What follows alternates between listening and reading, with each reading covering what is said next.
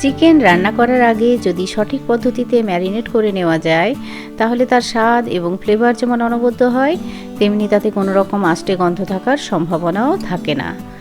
গতানুগতিক পদ্ধতিতে না করে একটু অন্যভাবে রান্না করা একটি চিকেনের তরকারির রেসিপি আজ শেয়ার করব। রান্নাটি করার জন্য প্রথমে আমি এরকম বড় বড় সাইজ করে কেটে নেওয়া 500 গ্রাম পরিমাণ চিকেন নিয়ে নিয়েছি। এরপর চিকেনটা ম্যারিনেট করে নেব।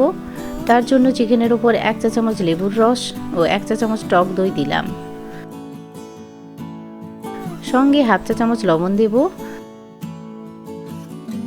আর 1/2 চা চামচ হলুদ গুঁড়ো দিলাম ও 1/2 চা চামচ লাল লঙ্কার গুঁড়ো দেব। সমস্ত উপাদানগুলো দিয়ে মাংস ম্যারিনেট করে নিয়ে আধ ঘন্টার জন্য রেখে দেব। লেবুর রস দেওয়ার জন্য চিকেন যেমন ক্রাঞ্চি হবে তেমনি আষ্টে গন্ধটাও দূর করবে আর দই চিকেনকে অনেক বেশি নরম করবে। আধ ঘন্টা পর কড়াইতে 2 টেবিল চামচ পরিমাণ সর্ষের তেল দিয়ে তেলটা ভালো করে গরম করে নেব। এরপর ম্যারিনেট করে রাখা চিকেনের পিসগুলো গরম তেলের মধ্যে দিয়ে ভেজে নেব। চিকেন খুব ভালোভাবে রান্না করার পরও অনেক সময় আষ্টে গন্ধ থেকে যায়। রান্না করার সময় চিকেনটা একটু ভেজে নিলে চিকেনের আষ্টে ভাবটা একেবারে চলে যায়, তাছাড়া স্বাদেও অনেক বেশি বদল আসে। আঁচটা মাঝারি রেখে চিকেনের পিসগুলো উল্টে পাল্টে নিয়ে ভেজে নিতে হবে। চিকেন খুব বেশি কড়া করে না ভেজে হালকা ভেজে নেব। ম্যারিনেট করে নেওয়ার পর চিকেন ভাজলে মশলাগুলোর ফ্লেভার চিকেনের ভেতর পর্যন্ত অনেক বেশি করে যাবে। মিনিট 5 ভেজে নেওয়ার পর কড়াই থেকে তুলে নেব।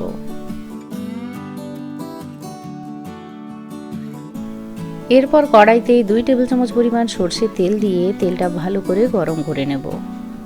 গরম তেলের মধ্যে 1 কাপ পরিমাণ কুচানো পেঁয়াজ দেব। আঁচটা বেশি রেখে পেঁয়াজ ভেজে নেব।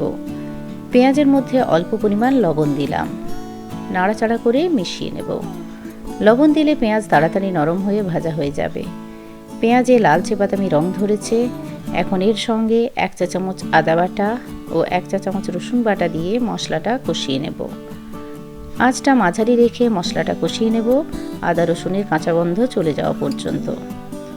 এরপর এর মধ্যে 1 চা চামচ করে লঙ্কা গুঁড়ো, জিরা গুঁড়ো ও ধনে গুঁড়ো দিয়ে নাড়াচাড়া করে মশলা কষিয়ে নেব। সঙ্গে 1 চা চামচ হলুদ গুঁড়ো দিয়ে মশলাগুলো নিজস্ব গন্ধ চলে যাওয়া পর্যন্ত কষিয়ে নিতে হবে।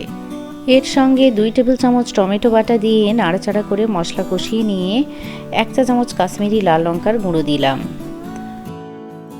কষাতে কষাতে টমেটোর কাঁচা ভাব চলে গেলে এর মধ্যে 1 চা চামচ টক দই দেব। আবারও কষিয়ে নেব। এখানে আমি ফ্যাটানো টক দই ব্যবহার করেছি। মশলা প্রায় 90% কষানো হয়ে গেছে। এখন অল্প পরিমাণ জল দিয়ে মশলা আবারও কষিয়ে নেব। একটু জল দিয়ে কষিয়ে নিলে মশলা পুড়ে যাবে না এবং কম তেলে মশলা খুব ভালোভাবে কষানো হয়ে যাবে। মশলা থেকে তেল ছাড়তে শুরু করেছে। এখন ভেজে রাখা চিকেনগুলো দিয়ে দেব। চিকেনগুলো আগের থেকে ভেজে রাখা আছে এবং মশলাটাও ভালো করে কষানো আছে, তাই খুব বেশিক্ষণ না কষিয়ে মিনিট 5 কষিয়ে নিয়ে প্রায় 400 ml পরিমাণ জল দিয়ে পাতলা গ্রেভি বানিয়ে নেব। এরপর ঢাকা দিয়ে মাঝারি আঁচে রেখে মিনিট 15 ফুটিয়ে নেব। 15 মিনিট পর তরকারিটা বেশ মাখো মাখো হয়ে এসেছে। সমস্ত তেলটা তরকারির উপরে ফুটে উঠেছে, দেখতে অপূর্ব লাগছে। এখন 1/2 চা চামচ গরম মশলার গুঁড়ো দিয়ে মিশিয়ে নিচ্ছি। মিনিট খানেক দমে রাখার পর নামিয়ে নেব। আর এরই সঙ্গে দুর্দান্ত স্বাদ, ফ্লেভার এবং রঙের সমাহারে তৈরি চিকেনের এই পদটি পরিবেশনের জন্য প্রস্তুত হয়ে গেল। ফ্রাইড রাইস, রুটি বা লুচির সঙ্গে পরিবেশন করলে ভালো লাগবে। আমার আজকের এই রেসিপিটি আপনাদের ভালো লেগে থাকলে লাইক, শেয়ার ও কমেন্ট করতে ভুলবেন না। নতুন নতুন রেসিপির জন্য আমার চ্যানেল সাবস্ক্রাইব করবেন। সবাই ভালো থাকবেন, সুস্থ থাকবেন। ধন্যবাদ।